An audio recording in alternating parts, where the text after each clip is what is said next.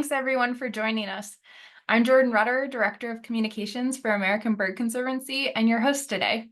This webinar is being recorded and will be shared with you afterward. We'll be putting links in the chat, but in case you missed them, please know we'll be sending an email to everyone who registered that will contain all the links, as well as a link to the recording. Automated captions are available for this webinar, and you can turn them on by clicking on the CC icon. Please submit any questions you have during the presentations using the Q&A box. Birds inspire and delight us. They fill us with wonder. They do so much from pollination to pest control. But birds are in trouble and they're disappearing fast. American Bird Conservancy is taking bold action for birds across the Americas, and we work with diverse partners throughout the Western Hemisphere to prevent imminent bird extinctions, improve millions of acres of habitat with bird-friendly management practices, and advocate for and create solutions to urgent threats that put birds at risk. And thanks to the support of generous people like you, we're achieving lasting results for the bird species most in need, while also benefiting human communities, biodiversity, and the planet's fragile climate. Thank you so much for being here to help birds across the Americas thrive. And when it comes to conserving birds from across the Americas, every acre counts. With our partners, American Bird Conservancy has conserved millions of acres of habitat for birds across the Americas in the last 30 years. But as habitat loss is the most urgent threat facing wild birds today, we need your help to continue this critical work. Birds need every bit of habitat that we can offer them. Will you make every acre count for birds with a tax-deductible gift today? You can right now by visiting abcbirds.org/EAC or by scanning the code on your screen with your phone. Thank you so much for caring about birds, and a special thank you to all of the ABC members and supporters in the audience right now. You're making a difference for wild birds and their habitats every day.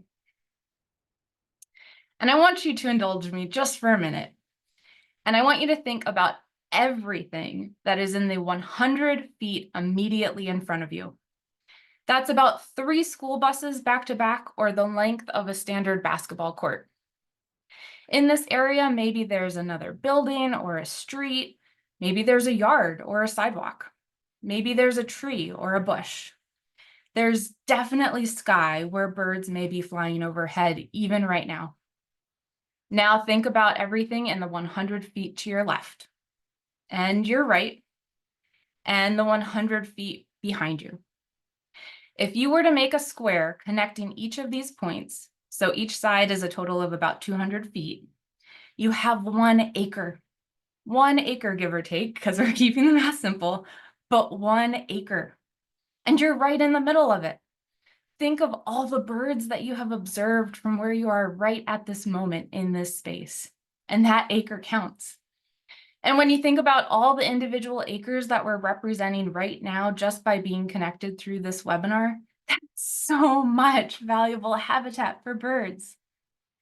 Thanks to the care and actions all of you take every day for birds, combined with the work of ABC and our many partners that covers the entire Western Hemisphere, we're collectively able to scale up and ensure birds have the support they need, wherever they are, whenever they're there, and wherever they go next. I can tell you right now with confidence that habitat of all sizes is crucial for birds, wherever it is. Urban spaces without a tree in sight, your backyard, no matter the size, a neighborhood playground, your local park, they all add up to the vast expanses of land throughout a bird's range and into the tens of thousands of acres that ABC is working tirelessly to conserve, and it all counts for birds. So let's find out how exactly. I'm so excited to introduce you to our speakers today. Kern is the Director of Government Relations, Birds and Pesticides campaign at ABC. He started it here in 2022 following 9 years at the Columbus Zoo and Aquarium, and he has a Master of Public Administration degree from Kent State University and a bachelor's degree in zoology from The Ohio State University. And he loves being a voice for wildlife and isn't afraid to use puns in service of advocating for nature. Jayme is ABC's Northern Forest Conservation Delivery Network Coordinator. Jayme has nearly 10 years of planning and executing multiple scientific projects, providing recommendations in the use of geographic information systems, and compiling reliable natural resource data with internal and external partners. She coordinates the network as part of a collaborative position with the Upper Mississippi Great Lakes Joint Venture, and the focus of her work is collaborating with partners to leverage resources for landscape-scale migratory bird programs. Last but not least, Marcelo Tognelli is an international project officer here, and he has over 20 years of experience focused on analysis of and planning for biodiversity conservation. He received his undergraduate degree in biology from the Universidad Nacional de Córdoba in his native Argentina, and his PhD in ecology from the University of California, Davis. Prior to joining ABC, Marcelo was a program officer within the Biodiversity Assessment Unit, a joint initiative between IUCN and Conservation International, where he participated and managed projects on global assessments of risk of extinction of species, vulnerability to climate change, and identification of key biodiversity areas.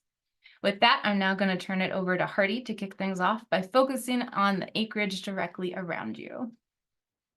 Welcome, Thank Hardy. you so much, Jordan. Are you able to hear me? Yes. Fantastic. And are you able to see my Healthy Habitat at Home slide? Yep, take it away. Fantastic. Hey, everyone. Howdy ho and how do you do? Welcome to our webinar this afternoon. I am so excited to be here talking to all of you, and it's really exciting to see all of the names and the locations rolling in the chat right now, because just like Jordan was talking about, no matter where you are, you have some really cool birds that call your area home or like to pass through at different times of the year.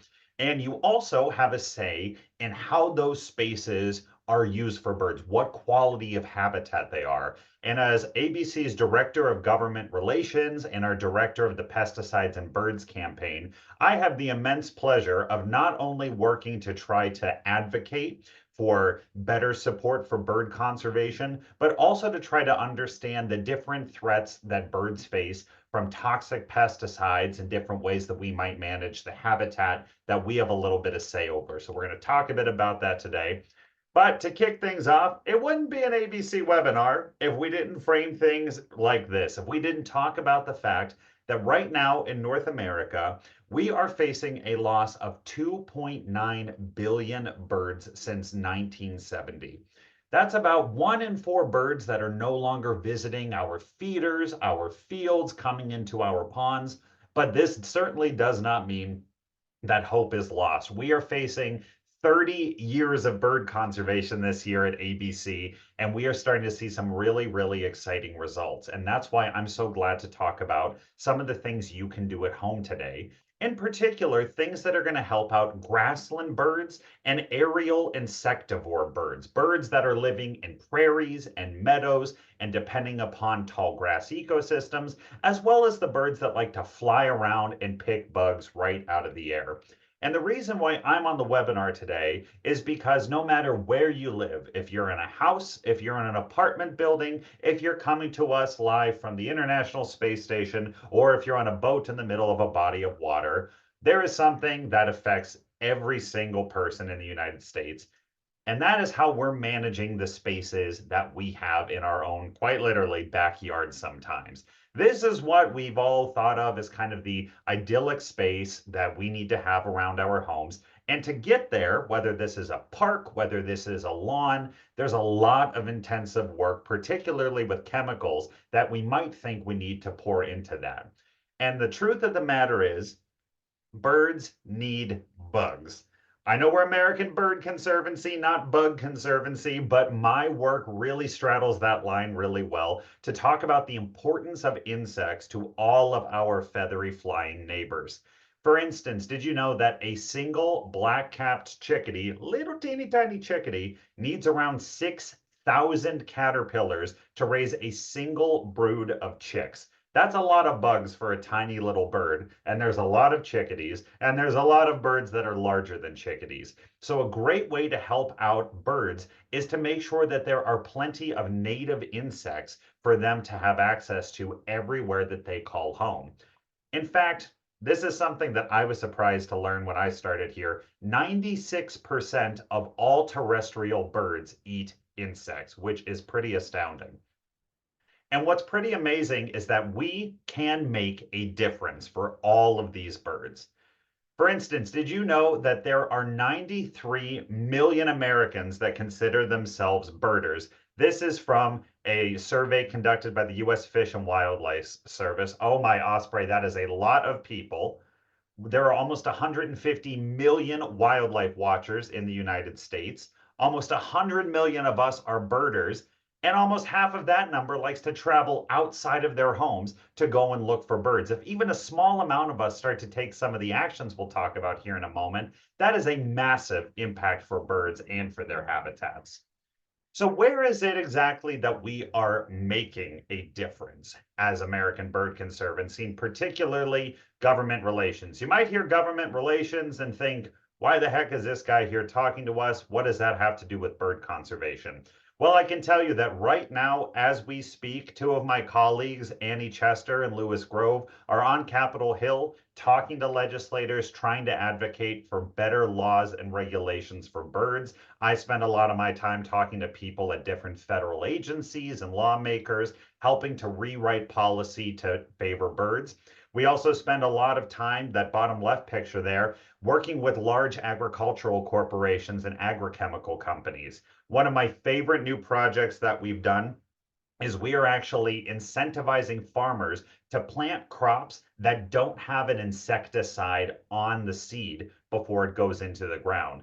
Birds love to eat seeds when they get planted on farms, and a lot of their coating can come off and get into local waterways. So we're not only helping to try to improve the laws, we're boots on the ground talking to growers and trying to meet them where they are to make up for that difference.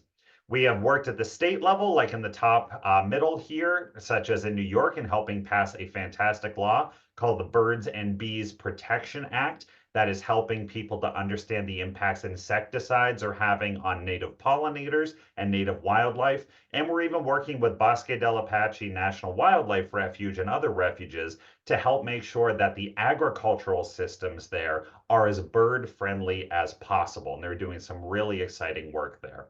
So this is all things that we are doing at the federal level and the state level and the National Wildlife Refuge level. We have tons of action alerts, by the way, that you can take to help raise your voice to legislators and let them know that you care about birds. But today I want to focus in a little bit more on this right column, which is what we're doing in our local communities and our homes that can help.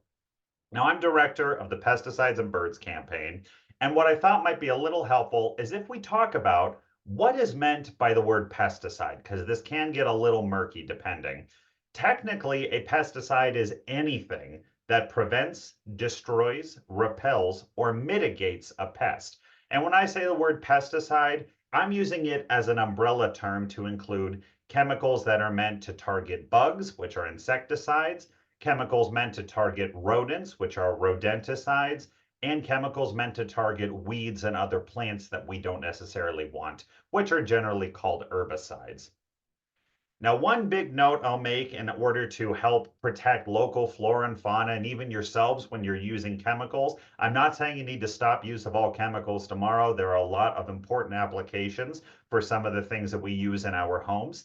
But one really important thing, whether it is a repellent, whether it is a natural derivative, is read the label. This sounds pretty simple, but until I started this job, I would go pick something up from the hardware store to use at home and never really took the time to open the label up to understand not only what chemicals are at play, but also what the safest way to use them is. Every single pesticide sold in North America has to have a label that tells you when it is safe to use, such as should you use it on either side of a rainstorm? Are there certain times of the day when bees may be less active where it's safer to use it? They'll tell you what personal protective equipment, like goggles or gloves that you might need to use. Is this a chemical that you should only use outside? Is it safe inside? And it will also tell you any other general information that you may need. So definitely read the label is a great first step. But I also wanted to talk a little bit more about some alternatives that you can use to make your yard, your habitat that you have control over, your apartment complex, your workplace, whatever it might be, a little bit safer for birds, but still get rid of the things that we might not want hanging around. So when it comes to herbicides, we like to instantly reach for things that we spray. We like the little granules that you can shake out on a lawn or a patch of your garden. Those definitely can be helpful, but there are other methods you can employ to not add more chemicals to the environment and still get that desired effect. One of my favorites I use for the dandelions that grow up between the cracks in the sidewalk in front of my house is boiling hot water. You have parental supervision, use an oven mitt, whatever you need to do. But taking even a little water and putting it right on those cracks is a great way to get rid of weeds in the exact same timeline as a spray chemical would be.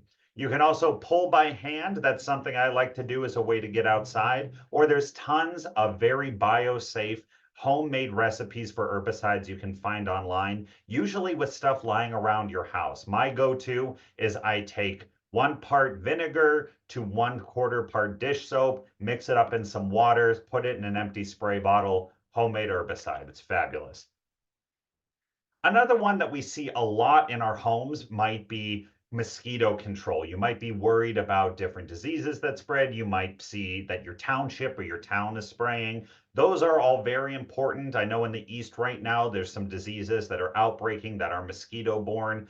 But before you go and call one of the conventional companies and have them come out and spray every 6 weeks or something like that, think about what it is that's causing mosquitoes to be present in your area. If you live near a large body of water, that's a different case. But if you just have a house in a suburban neighborhood like I do, having somebody come out and treat your yard may not be necessary for the entire season.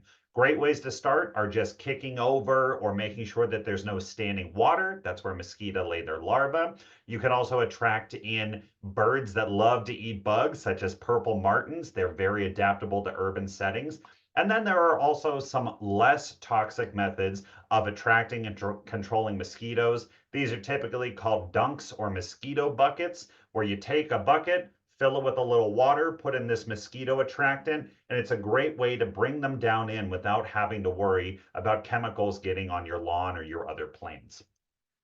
Rodenticides are something that we talk about as well because we might need them in our homes. I'm definitely not saying if you have mice and rats, you just need to set up shop with them and say hi and, sit back and watch Netflix together. No, not what we're advocating for. But you might want to be a little more selective about what types of rodenticides that you're using, or even try to figure out why it is that you're having a problem in the first place. Talk to any pest control professional, and the first thing they'll tell you with rodenticides is you want to control the entries. How are the rodents getting into your home or your business? And what's bringing them there? Is it that it's warm inside? Do you have pet food or bird seed or grass seed that is laying in an open bag? That's all things that can come and bring them in. So making sure that those are locked away tightly is helpful. Can also explore mechanical traps. And if you do have to use a chemical rodenticide, I would recommend looking for any mice or rats or other rodents that have come along and succumbed to the traps and trying to clean them up before something like a hawk or an owl or a scavenging mammal has a chance to come over and get them. You can even take this one step further and activate your community to come in and actually pass an ordinance like they did in Newbury, Massachusetts, that says to stay away from some of the most toxic forms of rodenticides, such as second generation anticoagulant rodenticides. This is a great 2-page policy that Newbury, Massachusetts wrote and enacted, and it's helped cut down on the amount of birds that have been brought into local rehab centers. I also want to plug our Bird City network here. Great way to get your entire community involved in bird conservation. We've got tons of webinars about that, but look them up if you don't know about the program. It's absolutely amazing. Great way to bring your whole town together. And the last specific thing I want to talk about are insecticides. Chemicals can be important. They do have their place, but I'd also encourage you to explore some other ways to keep your garden friendly to birds and other insects that the birds might need to feed on. One might be introducing native ladybird beetles. You can also plant, I know they're not native, but you can plant things like marigolds to help keep soil pests out of your garden. And there are tons of great products easily available that are either neem oil or plant extract based as well. And then increasing habitat is probably the best thing that we can do for birds and the bugs that they need. If you're in an apartment building, go ahead and you can plant things in a pot, some lovely native plants. This is a great way to do it. If you're like me and you might have a yard and a house to have access to, I didn't kill all my grass overnight and start replacing it, but I did try to mix in some native plants like milkweed with my vegetables. I look for very colorful things such as coneflowers and black-eyed Susans to try to liven up my backyard. And I moved into a house that has a lot of the usual suspects, a lot of hosta, a lot of dianthus, and we've been slowly swapping them out with native plants. So it's been really fun to watch them come back every year. And then lastly, I want to talk about what I've been doing in my yard as well. It's just a little, this is open to you if you want it. Also, Jordan, if I'm running over on time or if I'm getting close, just give me a wave. But we have in our front yard a patch of grass that we're not using. We have the backyard fenced off for the dogs. And so I thought it might be fun to see what happens if we stopped mowing and I started removing some of the non-native weed plants that grow up. And I work from home. The window I'm looking out right now, I can see this grassy patch that I have. And I started hearing a lot of things from my neighbors as they walked by. And I pointed this out to my amazing wife, who's very supportive of all these ventures. And she said, Hardy, if we're going to do this, you need to tell people what you're doing so they don't want to just call the township on you. And so what we did was wound up putting up this little sign that we got on the internet, meadow habitat restoration, please do not mow. Overnight, we went from, wow, he doesn't take care of his grass to, oh my gosh, he's saving the earth. So sometimes just doing that little bit of outreach helps. And we started taking and planting native plants here and there among the grasses. We didn't go and solarize everything. We didn't use a ton of cardboard to kill the grass. I just wanted to put in some self-seeding native plants and see what started to happen. Here was the cool thing. In just a couple of weeks, this is a small handful of all the native wildlife that we brought in. Spiders, butterflies, rabbits, tons of different native bees I had never seen before. The deer photos are actually a mother deer that had taken and then stashed her baby in our little meadow patch that we have as well. And every morning we're visited by goldfinches that come in to take the seeds out of the plants. We have robins that come to get all of the earthworms out of this little patch. I'm on 0.14 acres, by the way. This is not a big yard that I'm dealing with. And it's been awesome to see all the impacts that it can have. Birds themselves can also be really great pest control. They've done studies in California putting up bluebird houses on berry farms to help cut down on native pests with no new chemicals.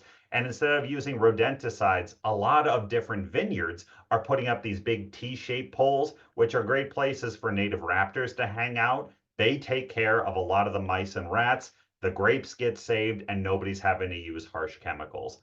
So there's lots of different ways that you can get involved with this, lots of changes you can make in your own home.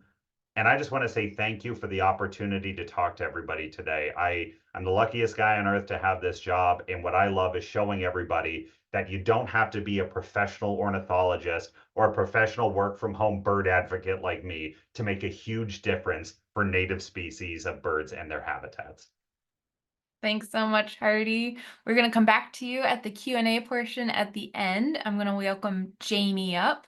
As she gets set up, I just want to remind folks we are recording this webinar and it will be sent to you or posted online for availability afterwards. Again, thank you so much, Hardy, and take it away, Jayme. All right. Thank you, Jordan and Hardy. And thank you to our audience for being here today. I hope you're having a great day and I appreciate you coming into my world for about, 12, 15 minutes. I am our Northern Forest Conservation Delivery Network Coordinator, and today I'm excited to share with you how ABC is improving critical bird habitat with landowners and public land managers within our Great Lakes region. So first, I'd like to give you an understanding of what a conservation delivery network is. I know it's a big word, so I'll try to simplify this for you. It's a coordinated effort by a joint venture to deliver on-the-ground habitat in a targeted geography. We are essentially a machine that's continually turning this strategic habitat conservation wheel, and it's benefiting birds, wildlife, and people. We're taking innovative science and tools to create that biological planning to inform conservation design, which is the top of this wheel here. And these conservation designs are then put on the ground for public and private lands using conservation delivery. We cannot do this without our large network of partners, and I'll cover on that in a little bit. The last aspect of our strategic habitat conservation wheel is compiling outcome-based monitoring. So what are our successes and failures, and how can this inform us to change what we are doing for conservation through the generations? So what do biological plans and conservation designs look like? Here's just a handful of joint venture and regional conservation strategies that our conservation delivery network is stepping down. These national bird conservation plans lay out measurable outcomes. Effective conservation planning is a foundation for successful bird habitat delivery, which is at the landscape level. So Hardy was talking about our backyards, but this is kind of expanding on into a larger region. These documents provide multiple tools. They identify the species of greatest need. They define showcases of best management practices.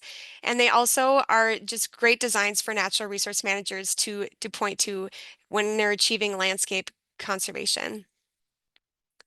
Our Northern Forest Conservation Delivery Network is focused in on comprehensive and adaptive forest management for all bird conservation, and they're defined within these strategies.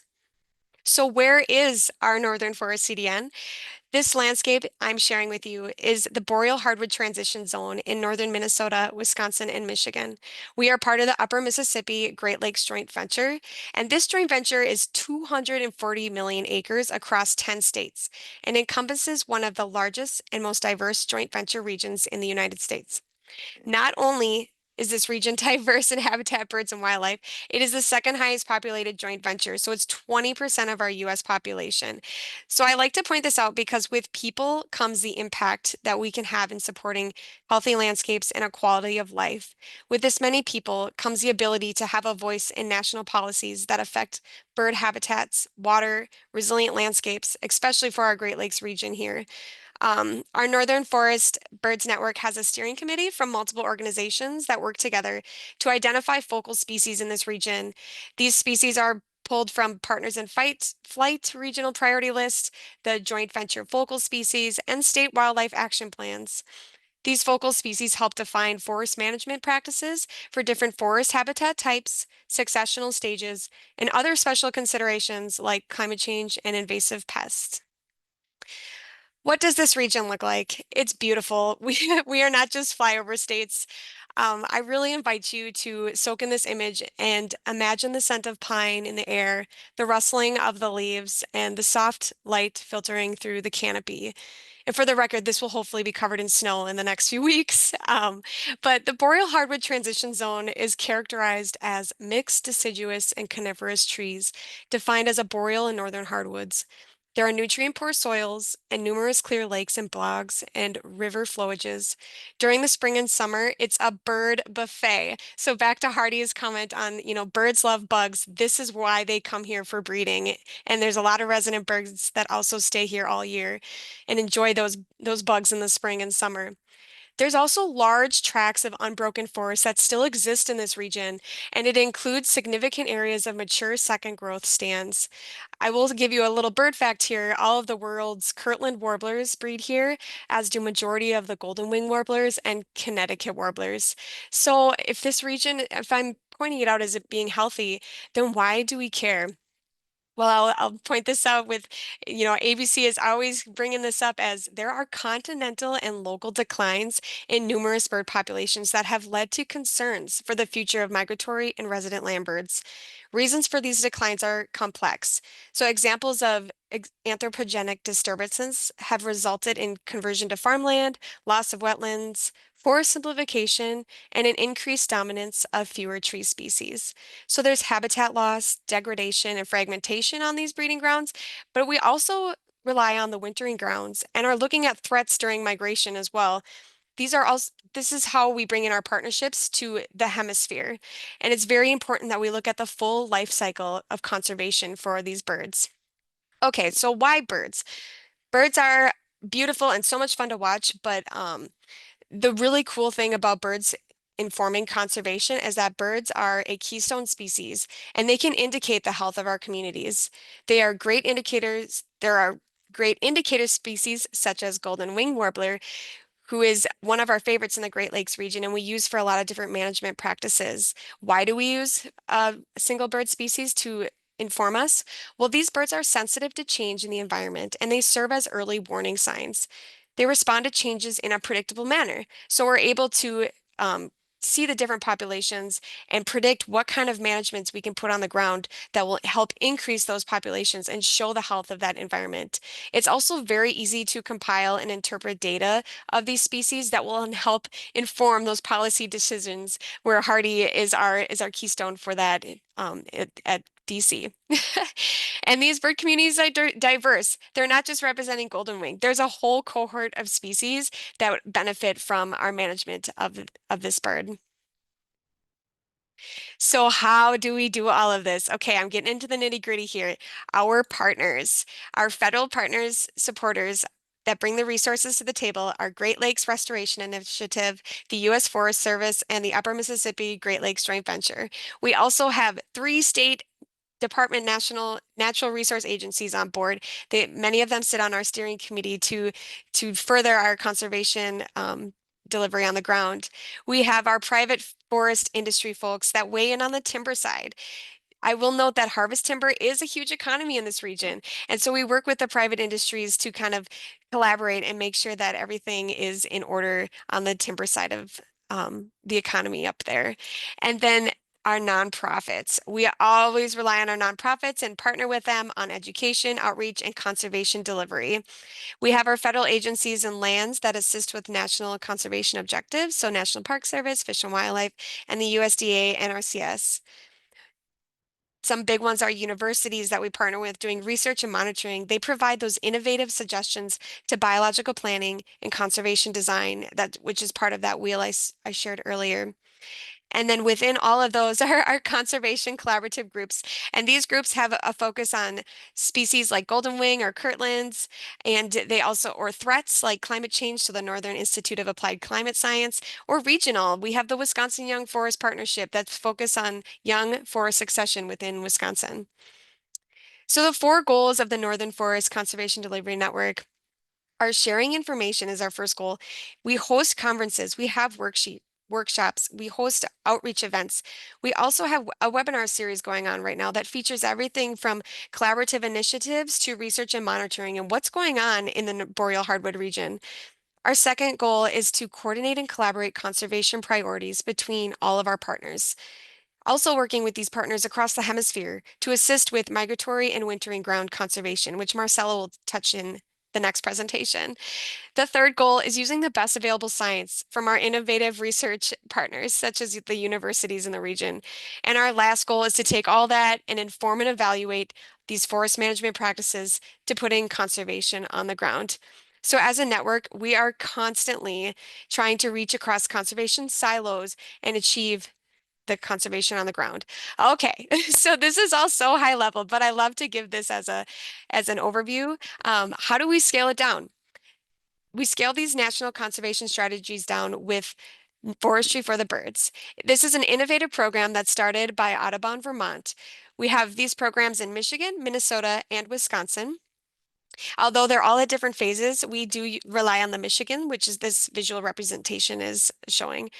Our network has a coordinated effort to direct towards a few focal species that are in steep declines and/or bird species that respond to adaptive forest management, like the golden wing I shared earlier. And this visual representation here is showing the different stories that these birds cohabitate in, and then coniferous versus hardwoods or a mixed. So it's a really great way to show how we can manage different parts of the forest while also encompassing all the different bird cohorts. These best management practices are developed and defined in a Forestry for the Birds program. And then we have workshops, education events, presentations, and we also have printed out resources that we hand out to landowners and natural resource managers. The ultimate goal of our work here is to create a dynamic mosaic of forest habitats that can address issues such as habitat connectivity, climate change, clean water, and ecosystem function as a whole. So ABC Great Lakes team is just a small piece in all of this, but I do want to shout out to all of our huge successes on making every acre count by creating healthy, dynamic forests across the landscape. Our Great Lakes team has over 18,000 acres of habitat that's supporting bird conservation. We've reached over 2,000 people with education and outreach programs and visited over 700 sites by building relationships with private landowners. So those are all of what we have done since 2013. Within the last year, our foresters have put down 55 new forest management plans. And all of this is by science-based management activities to achieve that healthy forest and biodiversity across the landscape. So we're trying to make every acre count. But I will say in summary, ABC is a small piece, but we do this collaborative conservation and our partners are putting so much more on the ground in this region. The Northern Forest Conservation Delivery Network is tying together multiple collaborative conservation communities to help bring biodiversity to the Great Lakes region and support all forest birds, wildlife, and people. Forestry for the Birds is our bread and butter. It's scaling down those conservation strategies and making it easier to digest. We're working with national forests to develop diverse forest habitat projects, which benefit multiple species. And we are also, another example of these collaborative conservations is Wisconsin Young Forest Partnership or Northwest Sands Group. These are just a group of partners that are trying to achieve priorities within a specific region and a specific habitat. Ultimately, we're facilitating the conservation with all of our partner support. So shout out to all of our partners and all of the relationships that we are building because birds don't know borders. So we're really hoping to dissolve that conservation silos and work together to achieve conservation on the ground. So how can this affect you? I know Hardy talked about our small backyard and some people don't have a yard, but I do recommend look for a Forestry for the Birds program that's in your state. You can also explore the highlights of your state wildlife action plan or joint venture, which is in your region. You can get out and explore public lands. I cannot just stress like go out, get some fresh air, explore, go birding. And if you have a piece of green space, plant those native species, talk to local forester or natural resource manager. Don't use neonics. Share information with your neighbors because if you spread the word, that is the best way to get conservation on the ground. And turn off your lights during migration, contain your pets. There's just so much we can do. And ultimately, it's to preserve the ecosystems we live in for the generations moving forward. So thank you so much for listening. I have so much more to share, but I'm going to hand it off to Marcelo now. And yeah, have a great day. Thanks so much, Jayme. That was great, and we will come back to you at the Q&A. Friendly reminder that this webinar is being recorded and will be shared afterwards. But Marcelo, if you want to get set up, you're going to take us to the next level for every acre counts, and we're going international in this virtual webinar. So take it away, Marcelo. Thank you, Jordan. Can you see my presentation up there? Yeah, thank you. Okay, thank you very much, and I'm super happy to be here. I'm going to be talking about what ABC is doing in order to protect threatened species throughout Latin America, and I'm going to be focusing particularly in Bolivia today on a couple of species that we're working with some of our partners, our local partners there. So as Jordan was just saying, we went from the more local scale with a presentation that, excuse me, that Hardy gave, and then more to the regional scale. And now we're going to the work that ABC is doing throughout the Americas. And so it's not apparently, can you see my second slide there or? There we go. Okay, sorry. So this is the strategic framework that ABC works with, and you probably saw this slide briefly in Jordan's presentation at the beginning. And this is the four objectives that drive the work that ABC does. So basically, we focused on the work that that Hardy presented is related to reducing the threats to all the birds. The work that Jayme just presented is reversing population declines, which is a more regional level. And then preventing extinction this is basically looking at what ABC is doing in terms of particular species, threatened species that are being impacted by several threats, and how we're going about creating protected areas or expanding existing protected areas to preserve and prevent the extinction of these species. And as I mentioned, I'm going to be focusing mostly in the work that we are doing in Latin America. And so ABC, in this map here, we can see what are the sites where ABC has helped local partners either to create or to expand protected areas or reserves. So these are usually private reserves that are focused on protecting key species these are the most species most in need in terms of their conservation, because they're either highly threatened or critically endangered. So today in this presentation, I'm going to be focusing particularly in Bolivia as an example, the work that we are doing in Bolivia. And within Bolivia, I'm going to be talking about two examples, the examples of two particular species, the Palkachupa or Apollo Cotinga and the red-fronted macaw, which are indicated the areas that we are working in this map. So the Palkachupa Cotinga, which is also known as Apollo Cotinga, Palkachupa, I like it because it's the local name. It's the indigenous name, and it comes from the Quechua, and palka means bifurcated or forked, and chupa means tail. So this is forked tail Cotinga basically, and but it's also known as Apollo Cotinga, because it occurs in the region of Apollo in Bolivia.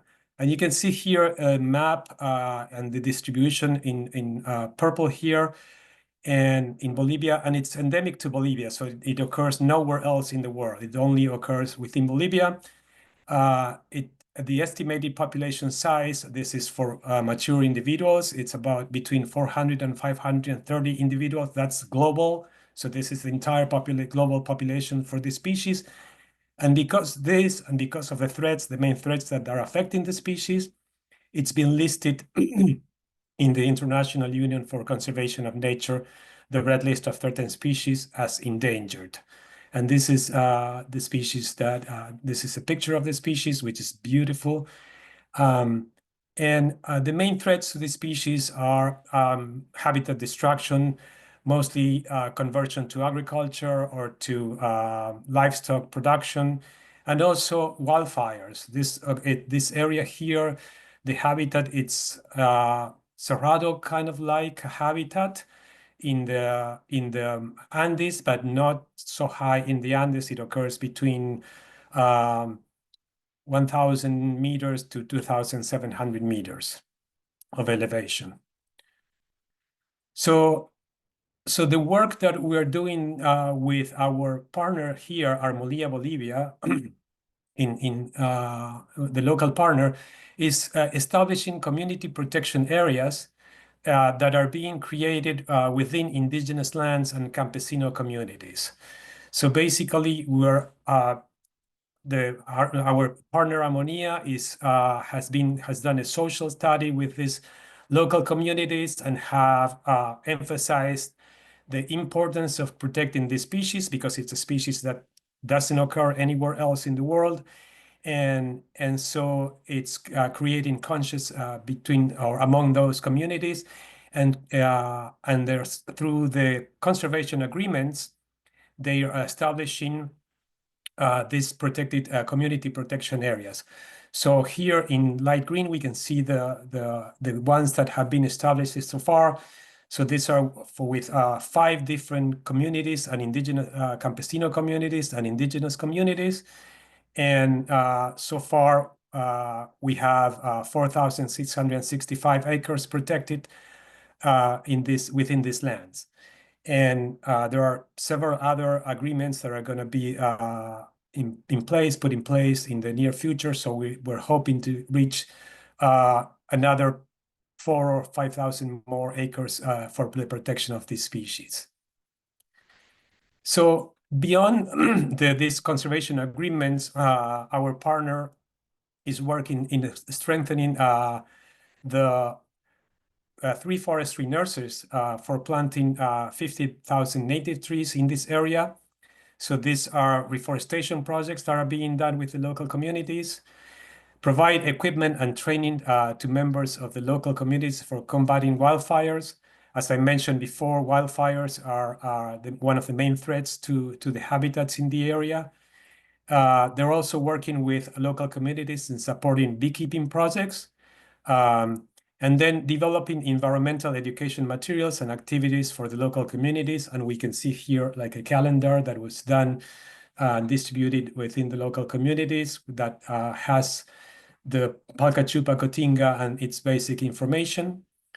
And then also is installed signage in the community protected areas. And this is an example, a preliminary example of one of the local conservation community areas in a indigenous community.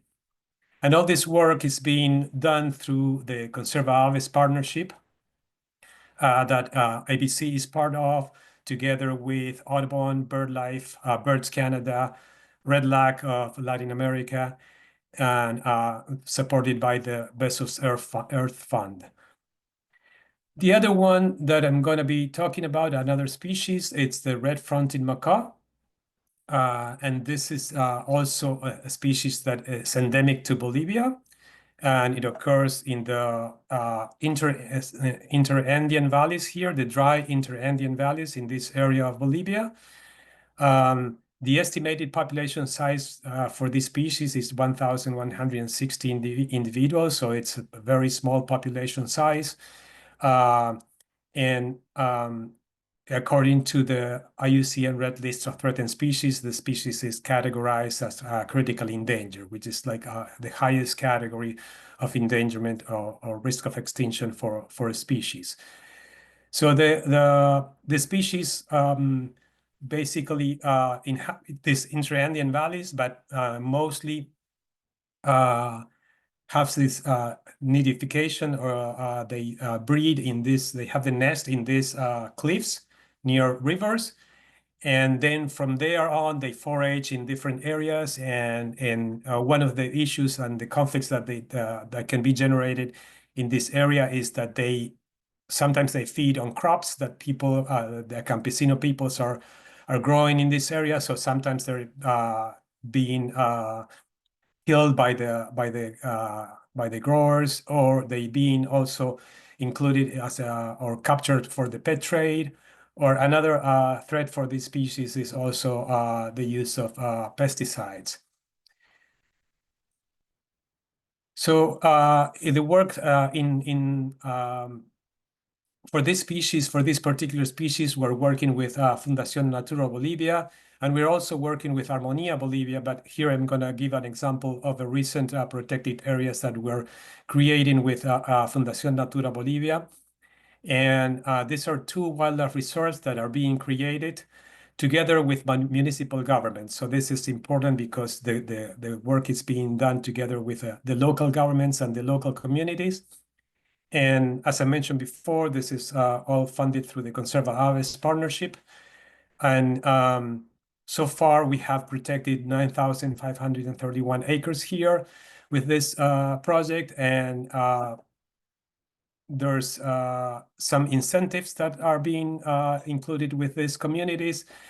Like, for instance, here where our partner Natura Bolivia purchased some water pumps for the small agricultural enterprises that some of the communities have, or provided like this metal roofing here, other materials for improving their work or their production, local production with the local communities. They're also working in training municipal staff and local communities in biodiversity monitoring. So some of the people from the communities are involved in identifying which are the nesting areas for the red-fronted macaw and mapping those and monitoring the population of the species. And also they're developing sustainable financing mechanisms for the reserves. This is the work that they're doing together with municipalities so that the reserves are sustainable over time. So we can see here that acres that are protected in Bolivia also help migratory species. For instance, 33 migratory species occur in the Apollo region. This is the region where we are protecting the the Palkachupa or Apollo Cotinga. And that includes the Swainson thrush, for instance, that Jayme was showing in one of her pictures. And also the swallowtail kite, alder flycatcher, scarlet tanager, spotted sandpiper, among others. And then in the other area where we're protecting red-fronted macaw, there are 20 migratory species in the area, including peregrine falcon, hepatic tanager, Swainson's hawk, bird sandpiper, and common nighthawk. So we can see here that the acres that are being protected in Latin America are also helping species that migrate from North America. And to further this a little bit more, this idea a little bit more, in the 30 years that IBC has been working throughout Latin America, we have protected over 1 million acres. And this include about over 3,000 bird species in these reserves. And 362 of those are neotropical migrants, so species that occur in the US and then migrate to Latin America. So thank you. Thank you, Marcelo. That was wonderful. I'll invite Hardy and Jayme back. I just want to remind folks that we are recording this webinar and it will be shared for public viewing later. Thank you so much for all of the questions and engagement as well. We've had a really supportive audience and we really, really appreciate it. I want to kick things off kind of focusing on what Marcelo was starting to talk about, which is, why does all of this matter? We got a few questions during registration and during the live presentations about everything from, can I snoop on my neighbors because of their yards? So that's for Hardy. To what about other regions and what are they doing? So that's for Jayme. All the way to Marcelo, that great map about the full annual life cycle and how our entire Western Hemisphere is connected by birds. So again, I'd love to get all of your takes on, why does every acre count? Hardy, do you want to start? The short answer to me is that birds are one of the few species that, in some cases, use the entire continent, if not multiple continents. They go from South America to North America, or they move around quite a bit within an area looking for resources, which means they are fairly adaptable. And that means that every single space that we can make better for them is going to have a positive impact.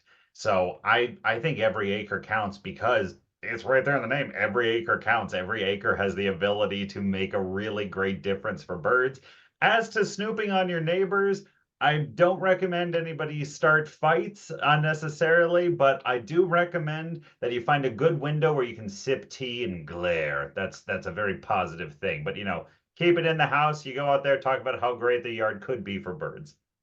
Thanks, Hardy. Jayme, do you have anything? Yeah, I think what I like to imagine is that like the birds are telling us a story. And if we can conserve our ecosystem alongside the birds, then it's good for us as humans. And to go back to the neighboring thing, like in the landscape I work, our neighbor, our property's landscape is huge. But like building relationships is very important. And sometimes it's okay to have discussions with our neighbors because occasionally in like the Northwoods, people will have conservation as neighbors and they will do it together. So, birds bring us together, but also off of what Hardy said is that birds don't know borders and they go everywhere and they tell us a story, and that's why scientists love birds so much. And And ABC. Thanks, Jayme. And Marcelo, do you have anything else to add?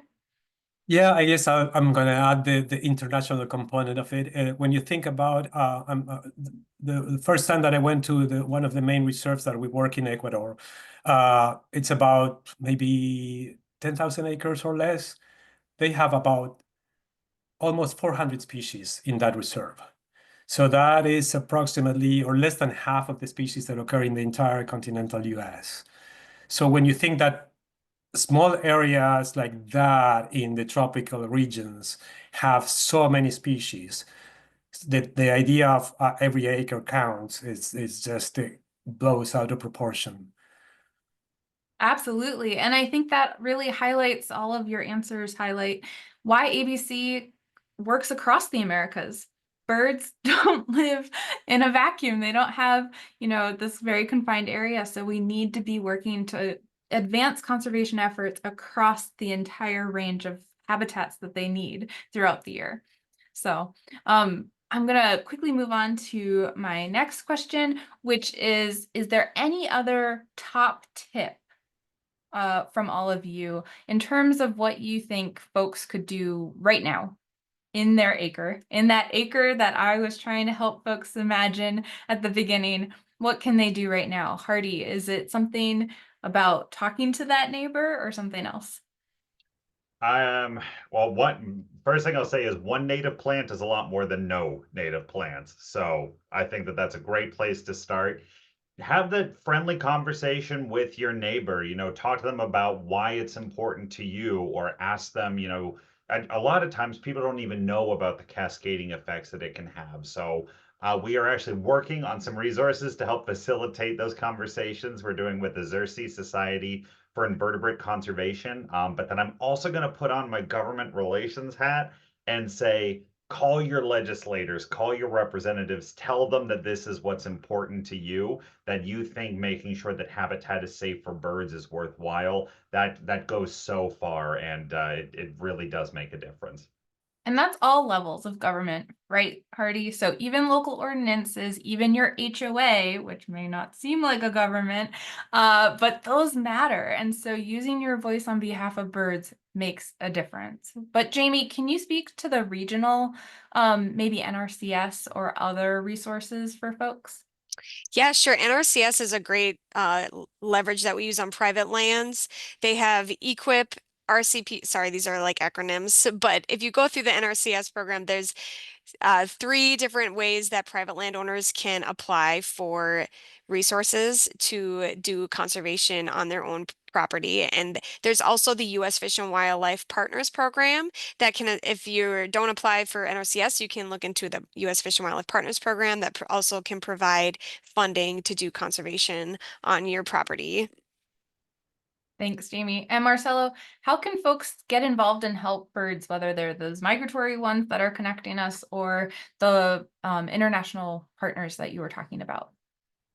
Yeah, I mean, if folks that are watching this presentation throughout Latin America, they can get involved with our partners there. But if not, I mean, the best option obviously is through ABC, and donating to ABC is going to protect acres in South America. We actually channel a lot of the fundings and donations for many of our partners through ABC. So that's a great way to go about it. Thanks, Marcelo. Thank you again to our audience.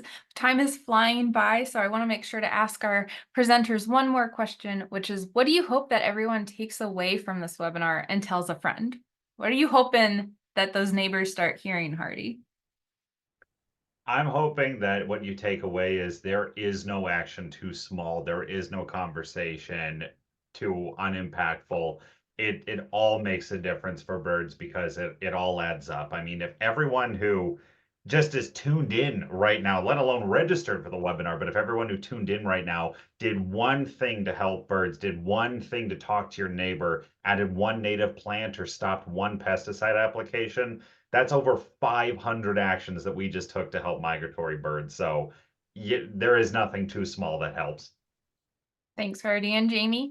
One thing I like everyone to take away is that, like Hardy said, you can do the small things, but also be observant in your environment. Get out and go birding. Amy Tan, one of our ABC board members, just wrote a book on backyard birds, and it's just you may not be a scientist, but when you are observing the birds in your area and seeing what you're surrounded by, like there's just so much more that you can get from that personally and locally. So just I hope you all get out and bird and enjoy your environment. Thanks, Jayme. And Marcelo.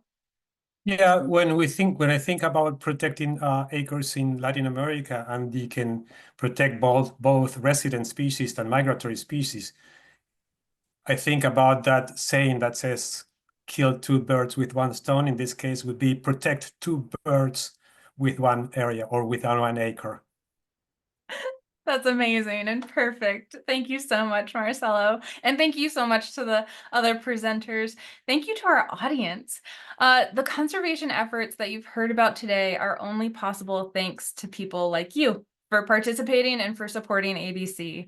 We are so grateful for your support. And as we speak, our experts are planning our conservation programs and projects for 2025, which is why this is such a critical time of year for ensuring that we have the funds required to continue and expand our critical bird conservation efforts.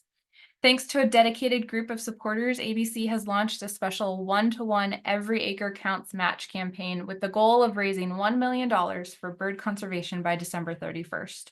Your generous support will make it possible for ABC to conserve habitat for birds, as well as prevent extinctions, reverse population declines, and reduce threats for birds across the Americas. Support bird conservation right now by being part of our match, and you can give a tax-deductible gift via abcbirds.org/EAC by scanning the code on your screen with your phone, or via the secure online donation form that you'll be redirected to after this webinar ends. And you can give with any form of payment, credit card, bank account, even Apple Pay. So thank you so much for sharing our mission to conserve birds throughout the Western Hemisphere, and thank you for joining us in making every acre count. Thank you for caring about birds, and as always, good birding. Thanks, everyone. Bye, everyone. Thank you. Thank you. Thanks, Jordan.